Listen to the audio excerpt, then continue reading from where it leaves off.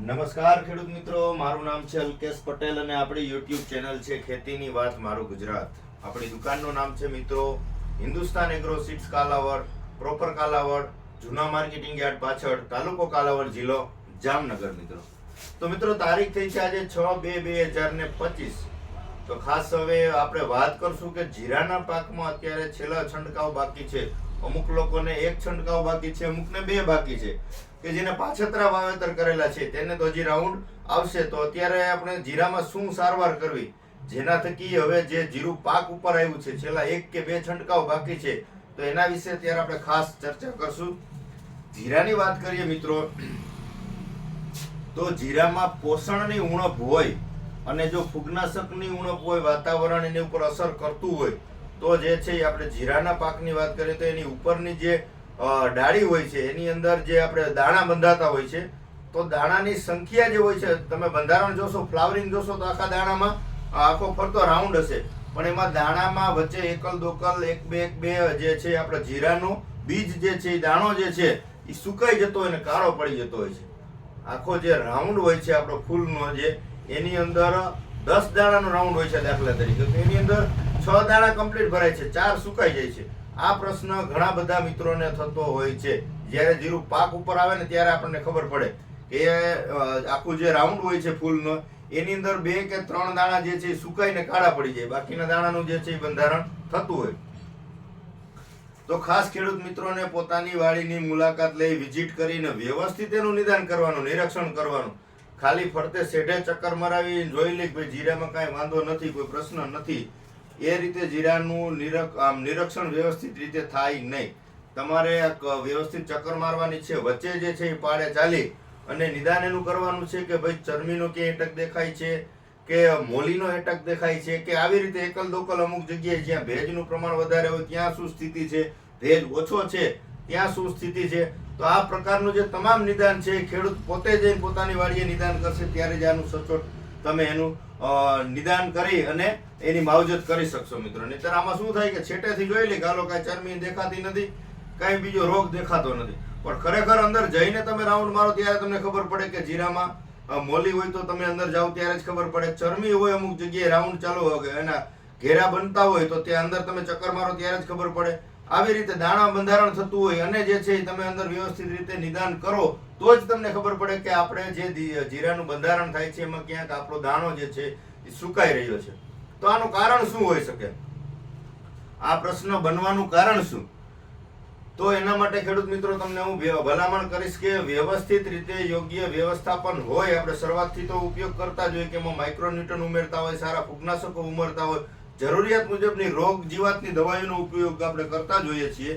પણ છેલ્લે જે આપણે જરૂરત પડે, અત્યારે જે વાતાવરણ બદલતું હોય, તાપમાન વધી જતું હોય, ઝાકળ આવતી હોય, વધુ પડતો ઠાર આવતો હોય, તો એને સારામાં સારું રક્ષણ આપે એવું એક તો પહેલા ફૂગનાશકની જરૂર પડે, પહેલો પ્રથમ, બરાબર છે, જેથી કરીને એને તાપમાન જે વાતાવરણ જે છે અસર ન કરે. તો જીરાના પાકમાં જે નીચેથી એને ખોરાક મળે છે, જે પોષણ મળે છે, એ વ્યવસ્થિત રીતે ડાળીઓ દ્વારા જે છે એના બીજ સુધી પહોંચી શકે. જે પોષણ તમે નીચેથી આપ્યું છે ઉપર સુધી પહોંચશે જ નહીં, વાતાવરણ અસર કરશે, અથવા ઝાકળ આવશે, અથવા તો ઠાર વધારે પડતો હોય, તો એના કારણે જે છે પોષણ તમારું છેક સુધી ન પહોંચે, જેના કારણે પણ દાણો જે છે અમુક એકલ દોકલ સુકાવાનો પ્રશ્ન બને. આ પહેલો મુદ્દો. હવે બીજા મુદ્દાની તમને જો હું વાત કરું તો પોષણ એટલે કે તમે એનપીકે નો ગ્રેડ છે, પ્લસ મિક્સ માઇક્રોન્યુટ્રન જે આવતા હોય છે, પછી કેલ્શિયમ હોય, બોરોન હોય, મેંગેનીઝ હોય, ફોસ્ફરસ હોય, ફેરસ હોય કે ઝીંક હોય છે. તો આ પ્રકારના બધાય પોષણની છોડને જરૂર પડે. અમુક અંશે પોષક તત્વોની જરૂર માત્ર ગ્રામમાં પડે, એનપીકે નો ગ્રેડ જે છે એની કિલોગ્રામમાં પડે. આ રીતે છોડને જીવનચક્ર દરમિયાન 17 પ્રકારના ન્યુટ્રન્સની જરૂર પડે. તો જે છોડ જે છે એ એનું જે બીજનું બંધારણ હોય વ્યવસ્થિત રીતે થઈ શકે, બધા પ્રકારના માઇક્રોન્યુટ્રનો મળે, ત્યારે જે છોડ જે છે પરિપક્વ ગણી શકાય.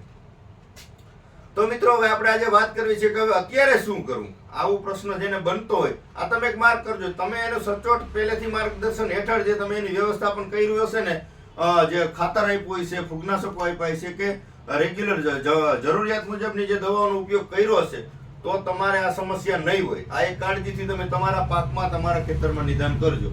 પણ જેને અંદાજિત કે ભાઈ હાલો આ રાઉન્ડ મારે છે તો હું મારી દઉં, કાંઈ છે નહીં, નોર્મલ રાઉન્ડ મારી દો, તો એમાં પ્રશ્ન તમને જોવા મળશે. એટલે વાતાવરણ સામે તમારે ટકી રહેવું હોય તો જરૂરિયાત મુજબની દવાનો ઉપયોગ કરવો પડે. આપણે પહેલેથી કહેતા આવીએ છીએ કે જે સમયે જે વસ્તુનું જરૂર હોય એ વસ્તુનો ઉપયોગ કરીએ તો અને તો જ માત્ર ઉત્પાદનમાં વધારો કરી શકાય. હવે અત્યારે એ પ્રશ્ન થઈ ગયો. દાખલા તરીકે તમારે જીરાનો પાક તૈયાર થવા આવ્યો છે અને એમાં દાણા એવી રીતે ક્યાંક ઘણી જગ્યાએ સુકાય છે, તો એ સુકાઈ ગયા એ કાંઈ પાછા જીવિત થઈ અને દાણો ભરાય નહીં. એટલે અગાઉથી તમે એની પ્રોસેસ કરી હશે તો તમારો ઉત્પાદનમાં વધારો થાય. હવે તમારા બગાડ જ શરૂ થઈ ગયો છે અને પછી તમારે એમાં માવજત કરવી છે તો એ પૈસાનું પાણી થાય, બાકી કાંઈ એમાં રિઝલ્ટ મળે નહીં. પછી મારી પાસે આવો તો હું તમને સલાહ દઉં, ભાઈ તમે આ વસ્તુ નાખી દો, આ કરી દો, આ કરી દો. હું તમને એમ ન કહું કે ભાઈ હવે એ કાંઈ ન થાય, સુધારો નામ કે તેમ કે બરાબર, તમને ના પાડું, તમે બીજેથી લઈને તમે કરી દેવાના છો. પણ આવું ખેડૂત મિત્રોએ નથી કરવાનું. વ્યવસ્થિત કાળજી રાખો. ચણાના પાક છે, ધાણાના પાકમાં, બધા પાકમાં જે છે જરૂરિયાત મુજબ યોગ્ય સમયે જે વસ્તુની જરૂર છે એ વસ્તુનો ઉપયોગ કરીએ એટલે રિઝલ્ટ સારા મળે જ છે. એ વાત 100%ની છે, બરાબર.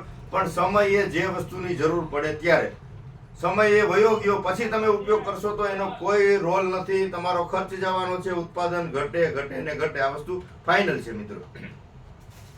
તો હવે એના માટે શું કરવું, તો એના વિશે આપણે થોડીક આજે ચર્ચા કરશું. કેમ કે મિત્રો ટૂંકમાં તમને માહિતી આપીશ, પછી વિડીયો બહુ લાંબો થઈ જાય. એટલે ફૂગનાશકનો અત્યારે રાઉન્ડ કરવો હોય જીરાના પાકમાં, છેલ્લે 2 રાઉન્ડ જેને બાકી હોય કે છેલ્લો 1 રાઉન્ડ બાકી હોય, એના વિશે હું તમને આજે માહિતી આપી દઉં.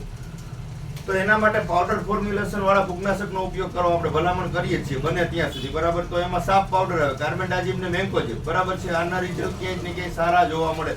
આ નવીન કોઈ પ્રોડક્ટ નથી, પણ જે ઓછો ખર્ચ અને સારા પરિણામ આપતી છે ને એ પ્રોડક્ટોની ભલામણ કરીશ. આડેધડ ખર્ચ કરો, ઉત્પાદન ઘટે અને પૈસાનું પાણી થાય ને એવા આપણે વિડીયોમાં ચર્ચા કરતા નથી. રિઝલ્ટ આના મળે જ છે.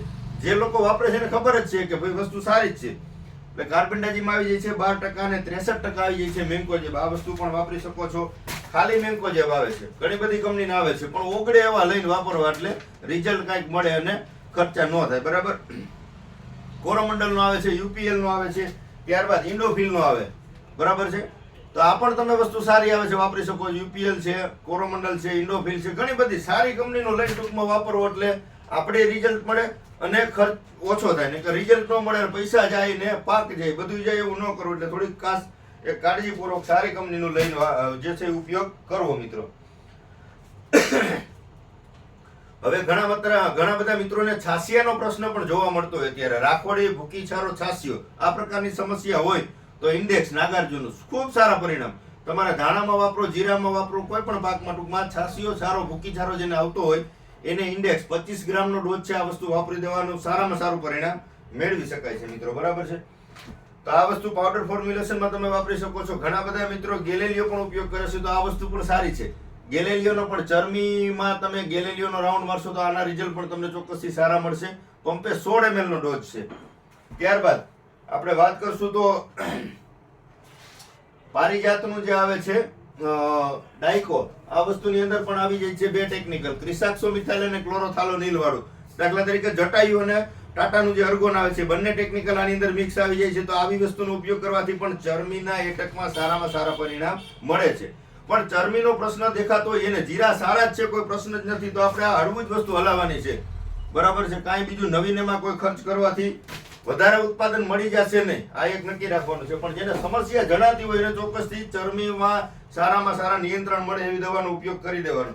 એની અંદર આવે છે મેટાલેક્ઝિલ અને ક્લોરોથાલોનિલ, આ વસ્તુ પણ વાપરી શકો. 25 થી 30 ml નો ડોઝ છે. પછી આની અંદર આમાં આવે છે, જ્યાં આપણે આગળ જ પીડ્યું છે, એઝાસ્ટ્રોબિન ને ક્લોરોથાલોનિલ વાળું. આ વસ્તુ પણ સારી છે. આનો પણ તમે જે છે છંટકાવ લિક્વિડ ફોર્મ્યુલેશન આવે છે, એટલે આનો પણ તમે 25 થી 30 ml નો ડોઝ છે. આ વસ્તુનો પણ તમે ચોક્કસથી ઉપયોગ કરી શકો છો. થ્રિપ્સના એટક છે, તો થ્રિપ્સમાં એક્સમેન એટલે કે એબામેક્ટિન 1.9%, કોઈ પણ સારી કંપનીનું લઈ અને તમે આ વસ્તુ વાપરી શકો છો. આના રિઝલ્ટ પણ તમને ક્યાંય ને ક્યાંય સારા જોવા મળે છે. વાયરસની સમસ્યા હોય, ચરમી દેખાતી હોય તો ચોક્કસથી તમારે વેલિડામાઇસિન વાપરી દેવાનું, ધાનુકાનું સિથમાર. પંપે 40 ml નો ડોઝ છે મિત્રો, આ પણ તમે ઉપયોગ કરી શકો છો. થ્રિપ્સનો એટેક હોય તો તમે પ્રોફેનોસાઇપર, બહુ હેવી એટેક ન હોય તો સિજન્ટાનો આવે છે પોલિટ્રિન સી, પંપે 40 ml થી થ્રિપ્સમાં આ પણ તમે ઉપયોગ કરી શકો છો. મોલો અને થ્રિપ્સ બે ભેગું છે તો તમારે ટોલફેરા વાપરી દેવાનું છે. પંપે 40 ml નો ડોઝ છે. થ્રિપ્સ અને મોલોમાં ચૂસિયો છે, ગળો છે, તમામ પ્રકારની ચૂસિયા પ્રકારની જીવાતમાં સારામાં સારું પરિણામ આપે છે સહારા ઇન્ટરનેશનલ આવે છે ટોલ ફેરા, તો આનો પણ તમે ચોક્કસથી ઉપયોગ કરી શકો છો. માત્ર મોલો છે, થ્રિપ્સ નથી, તો તમે યુપીએલ નો આવે છે ઉલાલા 8 ગ્રામનો ડોઝ છે, આ વસ્તુ પણ તમે 8 ગ્રામના પ્રમાણથી મોલા માટે સારામાં સારું નિયંત્રણ મેળવી શકો છો મિત્રો. થઈ વાત ફૂગનાશક અને જે જંતુનાશકો જે જીવાત માટેની જરૂરિયાત છે એના માટે. હવે તમને પોષણ જે આપણે આપવું હોય, દાખલા તરીકે ખાતરો આપણે આપવા છે, ગ્રેડ આપવા છે, પોષણની ઉણપ છે, જેના કારણે પણ આવી સ્થિતિ બનતી હોય, તો એમાં શું આપવું? તમે સારા ફૂગનાશકો છાંટી દીધા છે, છતાંય ક્યાંક તમારા પ્રશ્ન દાણા ઝીણા થઈ જાય છે કે સુકાઈ જાય છે, તો તમારે પોષણની ઉણપ હોઈ શકે, બરાબર. તો એના માટે શું આપવું? તો એનામાં તમને હું 5-6 જાત બતાવું છું. તમારા નજીકના સેન્ટરમાં મળી રહેતી હોય કોઈ પણ સારી કંપનીનું, તો ત્યાંથી લઈને ચોક્કસથી વાપરી દેવાનું.